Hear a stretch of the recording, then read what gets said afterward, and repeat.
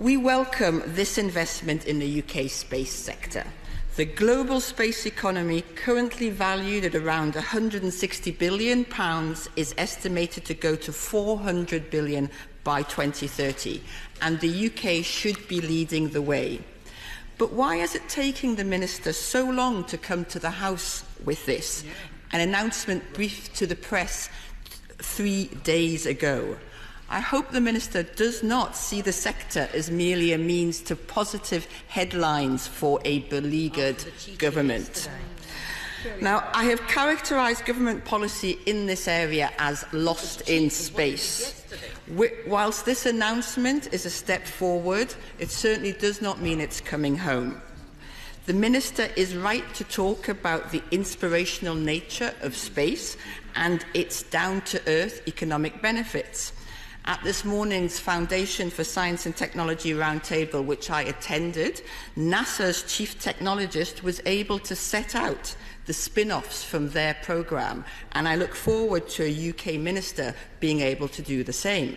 However, whilst the government's industrial strategy promised £1 billion in space technology investment over 4 years, this week's announcement amounts to much less than that.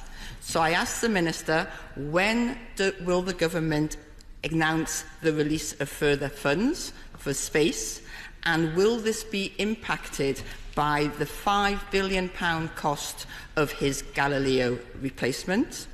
And when will the space sector deal be published?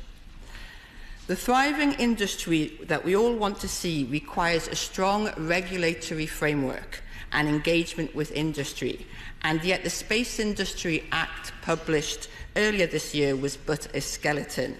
So when will the secondary legislation be in place to provide the regulatory certainty the industry needs? In addition, drones can affect the launch of spacecraft, but were not covered in the Act. When will the government bring forward the promised legislation to deal with them?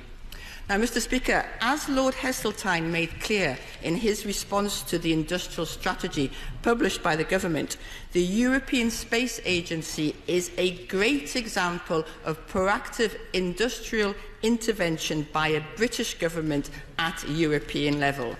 This government could learn a lot.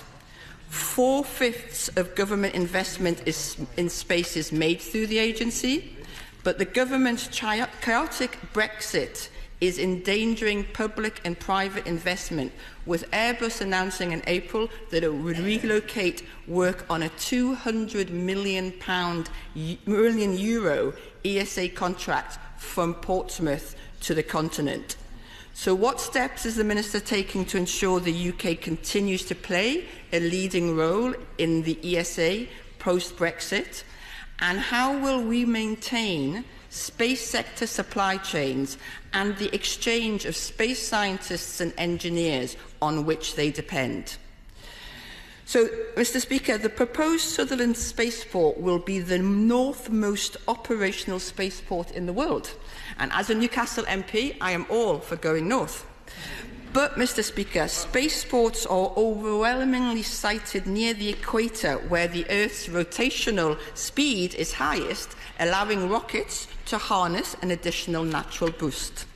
So does funding take into account the potential extra costs associated, and what factors were considered when choosing the location far from the equator, although close to Tory marginals? Now, the entire country should benefit from the amazing opportunities posed by space, as the Minister said. So finally, Mr. Speaker, what steps is the government taking to ensure the fair regional distribution of space sector supply chains, creating good jobs across the country, and also that these jobs should be open to all as part of a more diverse and inclusive space sector?